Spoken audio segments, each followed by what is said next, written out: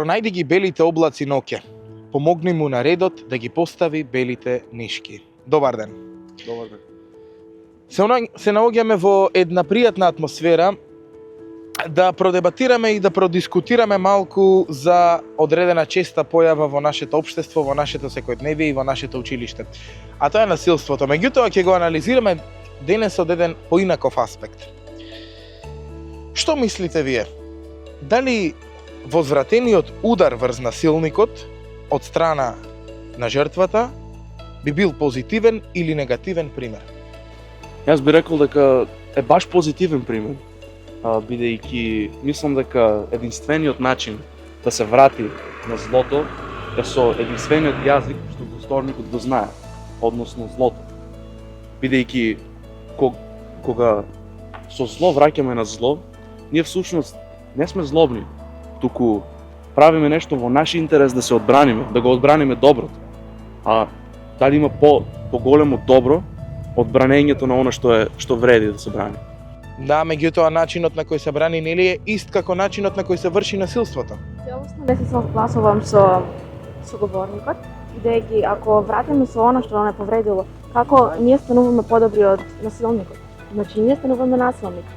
За да го одбраниме доброто, најдобро е да возвратиме со добро. Ако насилникот го знае единствениот јазик што го знае е насилство, тогаш треба да го научиме на друг јазик, односно на добар начин. Според мене начинот зависи од намерата. Секој начин што го користиме не е до самото дело, туку до нашата намера. Зборувањето, ако го користиме со намера да направиме нешто лошо, ние ќе кажеме лоши зборови, грди зборови. Но ако го правиме со намера да направиме нешто добро, го правиме тоа со добри зборови, со убави зборови. Така, начинот е зборување, но намерата е различна. Да, меѓутоа не секогаш може да се смени карактерот на личноста. Впрочем, во повеќето случаи тоа е невозможно да се промени нечiji карактер, посебно на возраст која до некаде веќе ја дефинира и самата личност. Затоа наша цел е нели да се реши проблемот. Јас сметам по некој поинаков начин од насилството, колку и јазикот да е неразбирлив за насилникот, сепак мислам дека зборовите можат да бидат продуктивни. Но што се достигнува со тоа? Дали тој ќе се промени? Па во некои случаи не мораме да направиме промена. Доволно да сватиме дека ние не сме тоа што не повредило, и дека ние не сме како насилникот, и едноставно сме подобри од тоа. Ние сме подобри. Но што ако она што не повредило продолжува да не повредува? Ќе го тргнеме од нашиот живот. Со кој начин? Па ако е пријател, нема да станеме да се дружиме со него. Ако е некоја средина, ќе излеземе од тоа. Да, но ние тука вршиме една појава која исто така е непожелна. Вршиме дискриминација доколку дојде до отстранување на некоја личност од некој одреден круг. Па ако тоа е подобро за мене, јас тоа би го направила. Ако ми наштетува таа личност и дадам до знаење, ако не се поправи, едноставно резултатот е тој. Да, кој би бил некој позитивен пример од самата насилничка случка? Што за вас би било нешто позитивно? Како, на кој начин? Позитивно од насилството што го трпиме? Не. Од нашиот одговор, така што сме... Не, мисле во насилничка случка каде што имаме класичен агресор и жртва, што мислите, каде може да се најде позитивата? Па јас мислам дека позитива нема додека не дојде до некаква реакција на таа агресивност, односно агресорот да трпи некаква реакција од некого, дали од некој надлежен орган или од самата жртва, мора нешто да се случи. Не може овие луѓе да останаат и да продолжат со нивните овие дела злобни. А што мислите колку насилство има во другарските шеги? Се надевам дека ме разбрате на што конкретно целам. Да. Па зависи до пријателството и до степенот на кој што тие се блиски. Во некои случаи може би да се прикрие некоја навреда во смисла како шега. Јас се реков на шега, но колку шегата има вистина и колку навредата стварно ја мислиме. Тоа зависи до другарите, зависи и до пријателството што тие го створиле и таму треба тема која што не можеш да обвиниш пријател дека те навредува. Тоа се е до границите, јас мислам, на пријателството и до самото ниво на знаење на личността.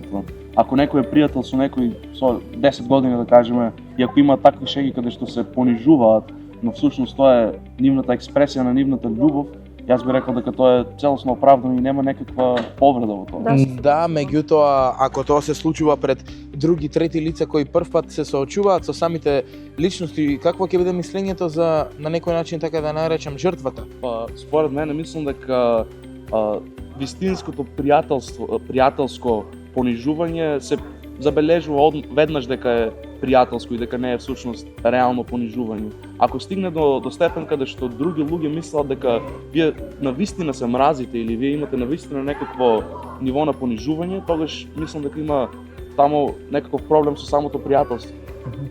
А што мислите тогаш доколку во самата граница претера, така да го наречам, агресорот, еден од тие двајца пријатели, еве, например, претера со насилството, меѓутоа, заради тоа што се случува како пријателство, жртвата нема да признае насилство.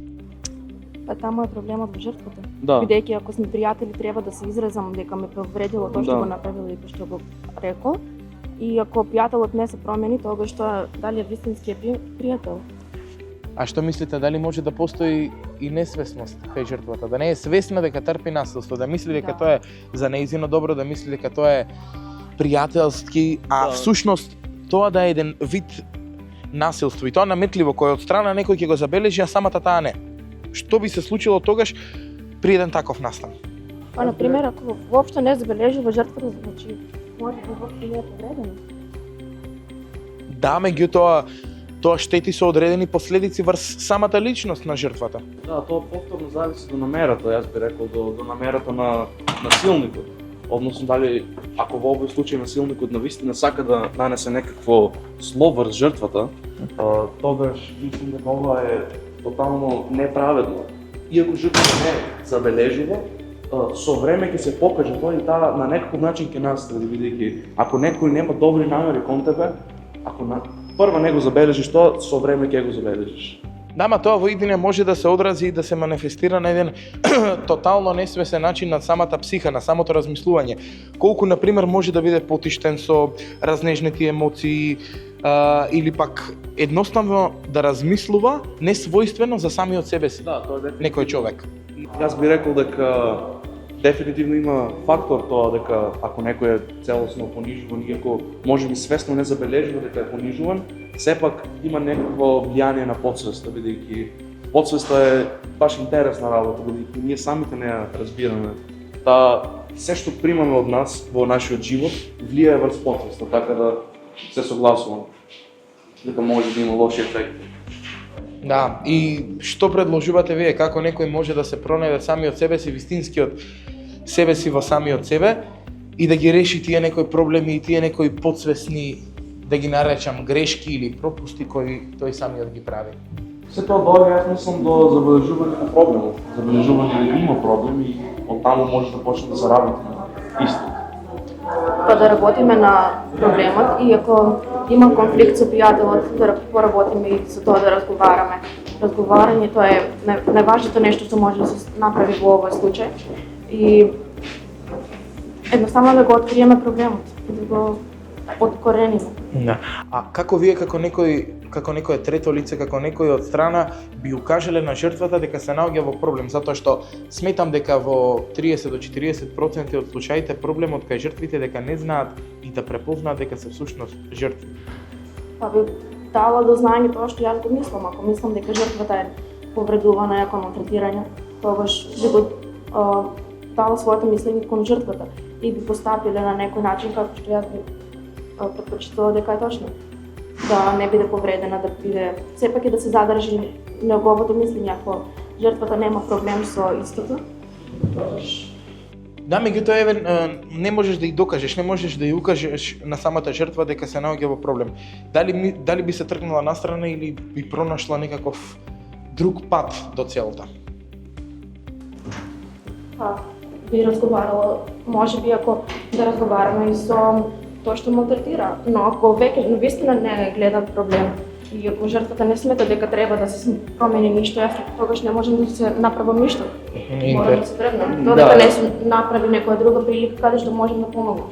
Но ако некој не мисли дека треба да има промена, јас не можам да се вмешам во друг живот и да правам нешто. Јас би рекол дека откако на некој ќе му се покаже овој проблем, ако тие самите не можат да го решат, нема што да се трудиме ние да им помагаме, бидејќи ние направивме се во нашата моќ. И да не може сам да ја реши, ако не ги прифати твоите постапки, твоите обиди да помогнеш, тогаш не можеш ништо да направиш. Да. Се водите по старата изрека како од Библијата, помогни си прво сам на себе за да ти помогне и Господ. Да, интересно размислување. А што мислите, дали од кога ќе се пријави некој вид на насилство, нели во некоја служба во соодветна институција, треба ние како пријавувачи или пак можеби како сами жртви да седиме настрани да чекаме некој друг да ја заврши работата или ние на некој начин да се вмешаме во тоа? Секој си има своја улога. Ако сум жртвата, тогаш ќе гледам активно да го слушам советот кој што ми го даваат другите. Да цело време да стапувам така како што мислам дека работат од мене. Ќе да дадете вие нешто ново? Јас мислам дека како пријавувач единствената задача ни е на нас да пријавиме што се случува и потоа надлежните органи што имаат овде авторитет да ја завршат работата. Бидејќи ние немаме таква моќ, ние имаме авторитет над нашиот сопствен живот. Мислам дека мешањето во животот на другите е каде што ние немаме место, мислам дека нема смисла. И мислам дека повеќе штета ќе направиме ако ние пробаме нешто да сториме, ние пробаме нешто да направиме некаква голема промена, исто како на пример да пробаме ние самите да се бориме против криминалот каде што е местото на полицијата тоа. Да, ма зависи од тука колку ќе се изрази хуманоста и филантропијата кај одредена личност, на пример, дали ќе сака да помогне, дали нема да сака да помогне. Самата помош понекогаш представува и поддршката која ќе даваме на таа личност, утехата. Колку некој ќе се чувствува посигурно, посамоуверено, со поголема доверба, ако ние му пристапиме со можеби не решение конкретно на проблемот, затоа што како што рече Јова, ние немаме таа надмоќ, меѓутоа со утеха, со зборови кои ќе го омекнат, со зборови кои ќе го опуштат да се чувствува како да го сака животот. Тоа е, мислам, и најдобриот начин да се помогне во случај на трето лице, односно на наблюдувач. Тогаш едноставно ги афирмираме чувствата кои што ги чувствува жртвата и дека му кажуваме дека да, ова е нормално, дека не се единствено што се случува ова, но сепак не треба да стоиш во иста ситуација која што те повредува. Ти му даваш сила за тој да се отргне од тоа што го повредува. Тие зборови помагаат многу и се добри за жртвата да се чувства подобро во моментот, но најдоброто и најголемото решение на малтретирањето е проактивноста и разрешувањето на проблемот од корен, односно оној што малтретира да биде казнет. Во многу случаи има ситуации каде што оној кој што врши насилство не добива соодветна казна. Насилството треба да биде многу по-сериозно казнливо дело. Во нашето општество, во нашите училишта, никогаш не е казнето до 100% до најголема мерка до која што треба да биде казнето. А која мислите дека би била соодветна казна за насилникот? При прво дело на насилство, било какво, кај што доведува до некакво недобро чувство кај жртвата и кој што е докажано, јас мислам дека веднаш мора да има истерување од училиште за таа личност, како пример да знаат сите дека нема место за насилство во нашето општество. Тоа е нецивилизирано и целосно некултурно, недобро однесување и нема место за тоа, јас мислам. Но реално гледано тоа не е возможно да се случи, поготово да се истери ученик од образование поради насилство. Може да се постават некои мерки, но истерување мислам многу ригорозна мерка, да. Јас мислам дека се е можно. Сепак на крајот тоа што малтретира самиот се осудува, со тоа што ги отргнува другите, станува одбивен кај другите личности. Никој нема да сака да се дружи со некој кој што ги прави тоа. Да, но најчесто насилниците не се придвижуваат сами, туку во група. Ти имаат одредена група која верува во, така да кажем, нивните идеали и во нивните постапки. И најчесто насилниците се оние со најголемата група на пријатели. Токму така. Па што мислите сега доколку се исфрли тоа дете, нели, тој насилник од училиштето, дали и групата ќе го поддржи него, ќе продолжи таа по неговиот пат, па иако знае дека крајната казна е исфрлување од училиште? Групата е слаба, јас мислам. Сите овие групи работат на принцип на она што на нив најмногу им одговара. Кога ќе видат пример дека еден од нив уствари трпи некаква казна, тие ќе почнат веднаш да си го променуваат своето однесување, бидејќи ако го гледаме животот на овие луѓе после средното образование, после ова период на детство, забележуваме дека тие веќе немаат таква сила. Тие се обични луѓе, најобични луѓе, кои што општеството ги третира како најобични луѓе кои што се најчесто во пониските нивоа на општеството. А нивните жртви често добиваат некакво повозвишено ниво после средното образование. Тие се оние кои што се докторите или професорите, додека жртвите се најчесто оние со пониско место во општеството. Да, овој одговор предизвика кај мене едно прашање, да се запрашаме колку голема е храброста на насилникот. Всушност, сепак мислам дека прво треба да се тргне од самата причина. Секој прави нешто заради одредена причина, нели? Која е причината кај насилникот која го буди самиот порив кај него да врши насилство, да врши неубави работи? Јас мислам дека најчесто желбата да бидеш насилник е тоа што би добил некое подобро мислење од другите. Колку и да е грешка, тоа е сваќање. Сепак насилниците тоа го прават за пред другите да изгледаат посилни, да изгледаат помоćни, да изгледаат посвршни. И доколку се откине таа група на луѓе што го поддржуваат насилникот, тој уствари не е толку силен, нема толку моќ, тој е само некој што не го поддржуваат. Да, јас би се согласил дека единствената мотивација е социјалното прифаќање во круговите на општеството. И да, јас мислам дека казната треба да биде откинување од ова. Мислам дека треба да бидат строго казните, треба да... Да, интересно да посочиме вака еден пример. Се случува некоја немила ситуација еве во училишниот двор. И сега, вие седите на клупата со своите другари, нели, со своите другарки, и сето тоа го наблюдувате. Дали вие ќе бидете пасивен насилник или ќе бидете само паметно дете кое не сака да се меша во таа ситуација? Би бил пасивен насилник доколку не помогнам, но на некој начин и не можам да помогнам таму каде што не знам како. Ако не ги знам околностите поради што се случува случката, како би помогнала јас? Да, интересно вие што мислите. И јас мислам дека најчесто имаме должност да помогнеме ако видиме нешто, но во реалност кој од нас тоа го прават? Ако забележат нешто, да прашаме реално. Дали вие имате спречено некакво насилство? Значи сакате да кажете дека се продолжува само со ширење на муабети, со Да. со жалување кон жртвата, види го за греота, зошто вака. Никој нема да го оправда насилникот, меѓутоа никој нема ни да го спречи насилството од насилникот. Да, мислам дека тоа оди до нивото на институциите, бидејќи се што се прави во некоја институција е во некој смисла и дозволено таа институција, дека нема некаква одредена казна. Насилникот е... Да, ма не секогаш е се до институциите.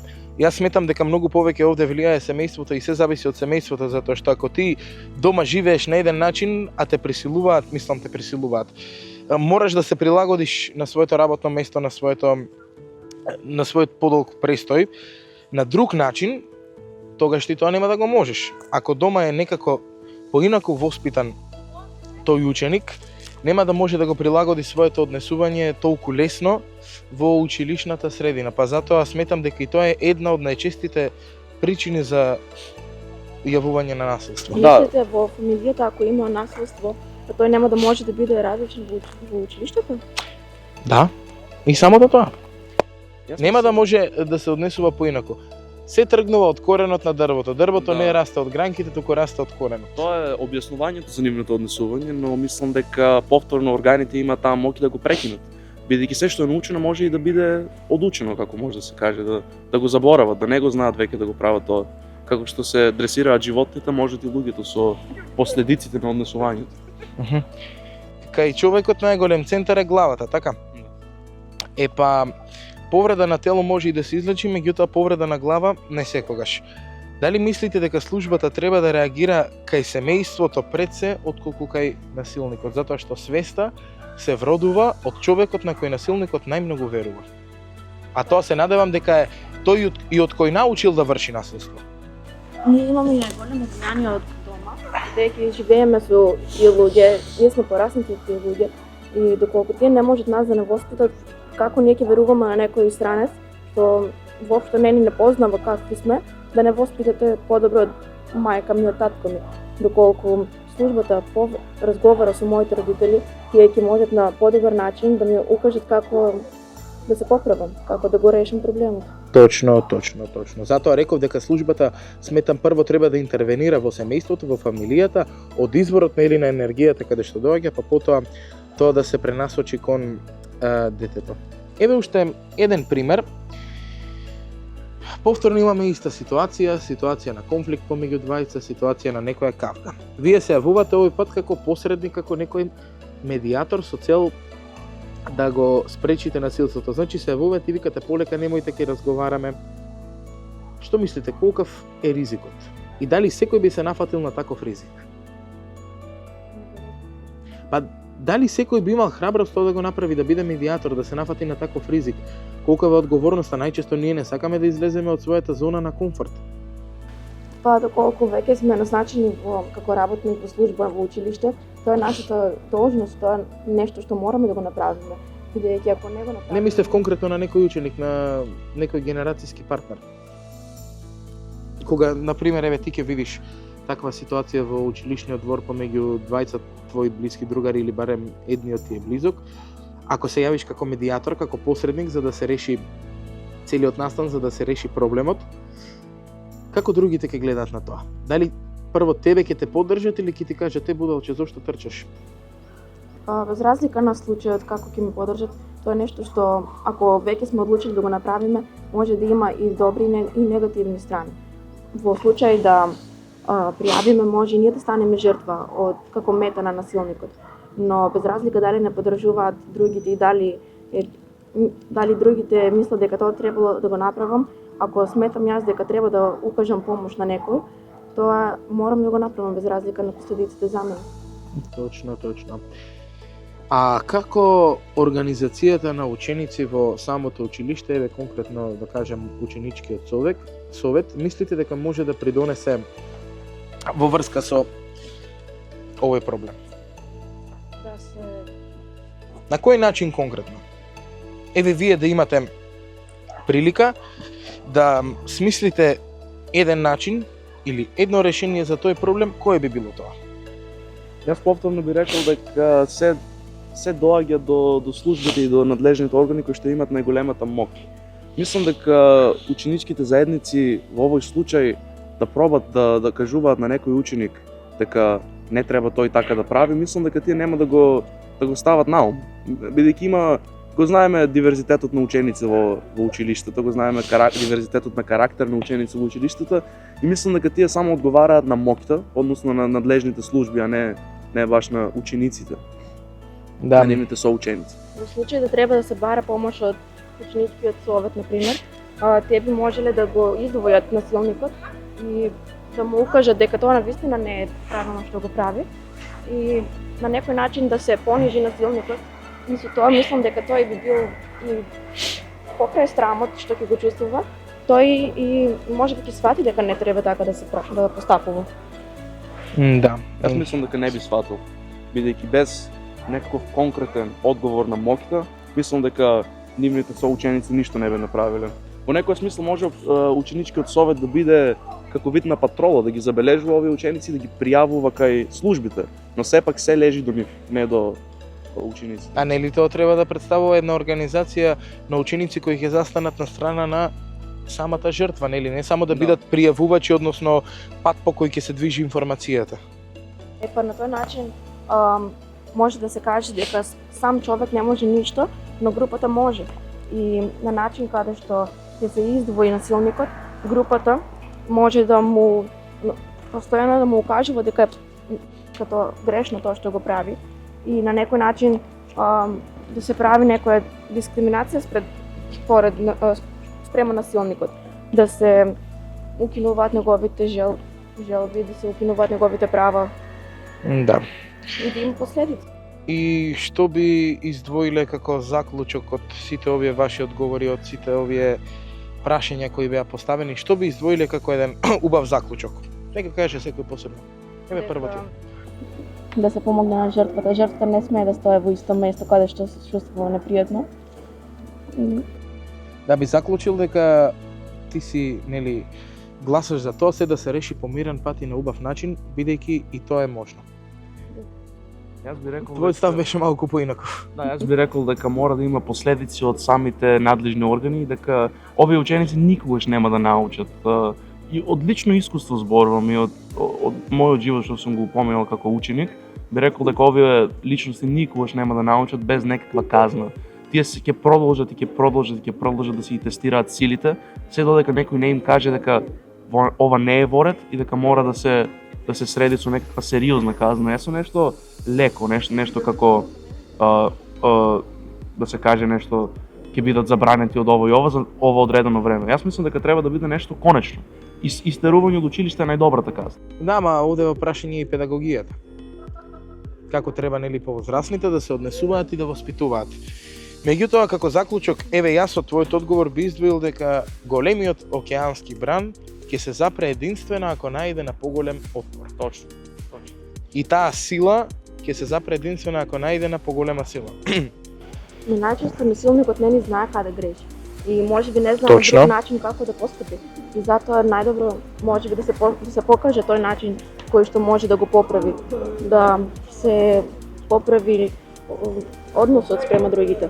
Иако кога би му докажеле на насилникот дека сепак има и друг начин, има и друго решение, можеби тој самиот ќе одлучи дека можеби треба да го припати тој совет. Јас не се согласувам, мислам дека секој насилник многу добро знае што прави. Не мора да значи. И моје мислење е дека знаат и дека Ајде се е да издвоиме по еден позитивен пример. Што за вас представува позитивен пример во некоја таква ситуација? Да пронајдете некој позитивен пример. Што за вас ќе биде пример за однесување, на пример, од некој ученик? Сакаш да кажеш за нашите перспективи некој добар пример што би Да, такво нешто. Па, Позитивен пример. да кажем има двајца ученици и еден е Томче, друг е Зоран, да кажеме. И да кажеме дека Томче врши наследство врз Зоран. И сега кога надлежните служби дознаваат за одлуките на Томче, тие веднаш го истеруваат од училиште и има некаква конечна последица кон Томче, така што Зоран нема да стради повеќе. Тоа е мојата мисла. Јасно. Позитивен пример би бил тоа што би действували на двете страни, и врз насилникот и врз жртвата, и на крајот би се нашол некое решение кое што би било и за двете страни добро. Насилникот можеби не знаел дека има друг избор освен тоа. Точно. Можеби едноставно му било потребно некое си валидирање од општеството и затоа го направил тоа, но кога ќе воочи дека сепак тоа што го прави е на погрешен начин и желбите кои што ги има се ги изразува преку погрешни постапки, тој ќе се промени и не мора да значи дека ќе остане да биде насилник и нема никогаш да се промени. Човекот заслужува да има избор. Да, но јас имам да се каже по-песимистичен углед кон работите, така што мислам дека имаме иста цел, тие да се подобрат. Јас мислам дека тие се подобруваат по казните, а вие мислите дека се подобруваат по зборување. Интересни се и двата, иако Зборувањето е казна на некој начин. Во која мера? Мислам дека нив не им е баш гаље, бидејќи нивното оружје е зборувањето. да, интересни се и Доколку двата е спротивставени нападиш става. Доколку ја нападиш психата Тие- тогаш. Тие Ни го напади не нападеш, работат врз нив. Мислам дека до некаде се и малку да се изразам грубо, глупи да разберат дека зрелото зборување е нешто што ќе ги спречи од нивното однесување. Мислам дека директните, едноставните и простите, но ефикасни казни се единствениот начин да се спречат овие луѓе. Да, затоа ќе се најде некое стручно лице кое ќе знае да зборува убаво, па дури и со тие луѓе, нели? Ви благодарам многу на оваа дискусија. Се надевам дека беше продуктивна и дека ќе биде допрва продуктивна за сите оние кои ќе гледаат. А на гледачите им благодарам премногу за одвоеното време и за посветеното внимание.